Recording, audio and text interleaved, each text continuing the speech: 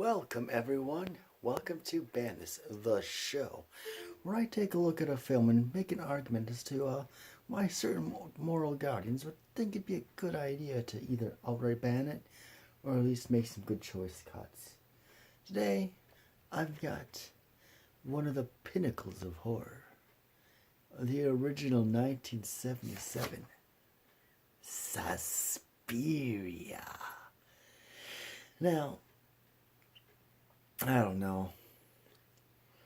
Try to be creative with this, but I'm feeling really tired, so I'm just gonna go with this is a violent movie. I mean, it's got what's considered to be one of the most brutal deaths ever committed on celluloid. It's simultaneously the most brutal and the most beautiful, thanks to the color usage and everything. You know, what this film is most known for. The beautiful colors. So, yeah, I know. It's an argument that I'm getting tired of making. Just violence, violence, violence. But it's something that the far left and the far right, if that's a little better, seem to agree on. They both think violence in entertainment can lead people to do actual violent entertainment, regardless of how it's looked at.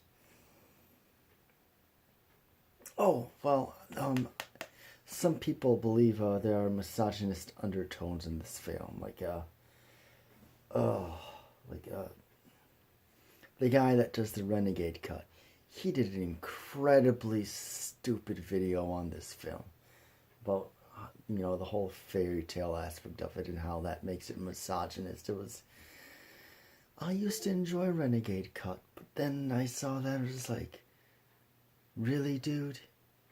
You went there with this? The girl who ends up, defeating and spoiler alert, defeating an entire coven of witches by herself. And just about every character in this film is a woman, both strong, evil, good, bad, weak.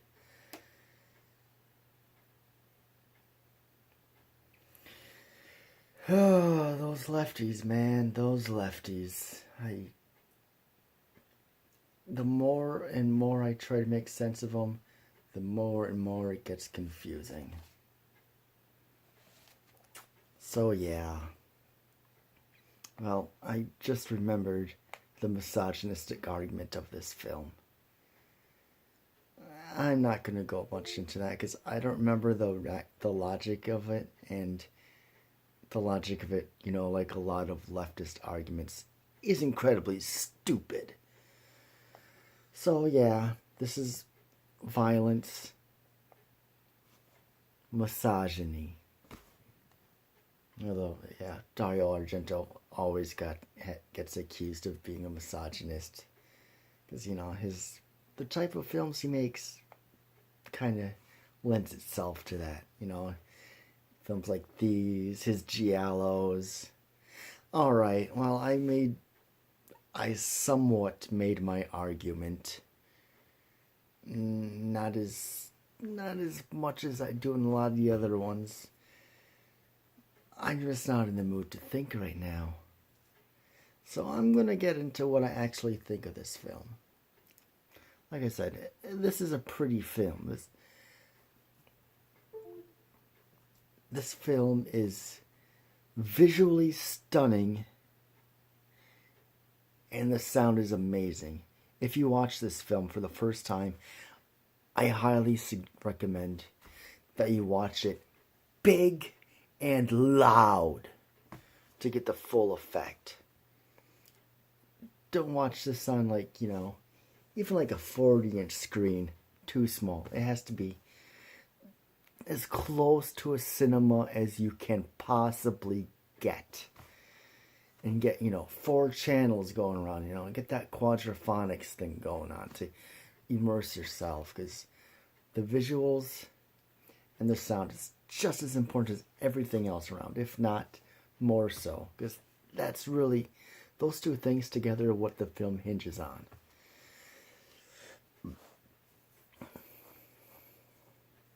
Otherwise, if it weren't for that, it might just, be kind of a standard horror film to a degree, it has a lot of the tropes, but that doesn't mean, but still, this is an amazing film. I've run across a few people who don't care for it, they just think it's okay, but me, had I known what I was in for, I would have watched it in a much better way, because I watched this on a laptop first, with just stereo speakers, and it was still really impressive, but I was disappointed in myself that I didn't watch it on a bigger screen with the surround going. It would have been totally phenomenal. So yeah, this is definitely one of the must-see films if you're a horror fan. And hopefully you'll like it. Most people seem to. And it's hard not to be taken by the colors. Just, it adds this dreamlike kind of somewhat surrealism. You can't take your eye off. It's just a really beautiful film to look at. Terrifying and beautiful. If you can get those two together to work simultaneously, you got something great on your hands.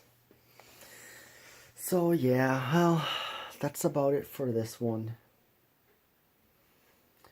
I might try to remember to link the video that I mentioned on this before, so he can make the argument instead of me trying to remember his stretch of logic as to why this film is sexist.